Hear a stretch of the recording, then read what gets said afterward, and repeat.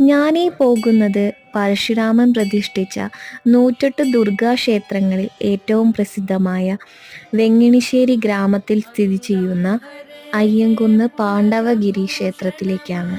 അതിമനോഹരമായ പ്രകൃതി ഭംഗിയുള്ള ഒരു കുന്നിൻ മുകളിലാണ് ദേവി സ്ഥിതി ചെയ്യുന്നത്. ചൂല് സമർപ്പണവും അതുപോലെ തന്നെ കയർ സമർപ്പണവും ഇവിടത്തെ ഒരു പ്രധാന വഴിപാടുകളാണ്. ഉദ്ദിഷ്ട കാര്യസിദ്ധിക്കും അതുപോലെ തന്നെ ശത്രുദോഷത്തിനും ഇവിടെ നാരങ്ങ വിളക്ക് കത്തിച്ച് ദേവിക്ക് സമർപ്പിക്കുന്നു.